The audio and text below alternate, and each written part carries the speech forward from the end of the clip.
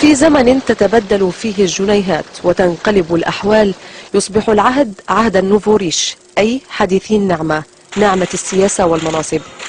جمال عبد الناصر ثاني رؤساء مصر تولى السلطة من عام 54 إلى حين وفاته عام 70،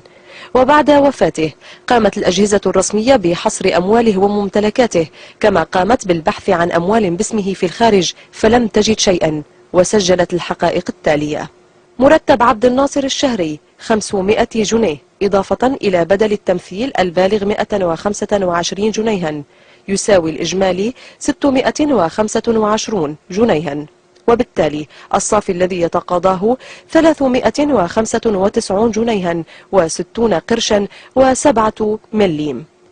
يوم وفاته في 28 سبتمبر أيلول عام 70 كانت ثروته كالآتي: رقم الحساب 9964226، وفيه 3718 جنيها مصريا في حسابه. الأسهم التي كان يمتلكها عبد الناصر: 100 سهم في شركة كيما، 5 أسهم في شركة مصر للألبان، سند واحد في بنك عقاري، 10 أسهم في بنك الاتحاد التجاري، 100 سهم في الشركة القومية للإسمنت، 30 سند تأمين، 100 جنيه قرض إنتاج، 600 جنيه شهادات استثمار، 18 جنيها أسهما في شركة النصر لصناعة أقلام الرصاص، شهادات استثمار بمبلغ 600 جنيه في شركة الحديد والصلب. وثيقة تأمين على الحياة قوات مسلحة بقيمة 1500 جنيه، وثيقة تأمين على الحياة الشرق للتأمين بقيمة 1000 جنيه، وثيقة تأمين على الحياة مصر للتأمين بقيمة 1000 جنيه، وثيقة تأمين على الحياة الأهلية للتأمين بقيمة 2500 جنيه،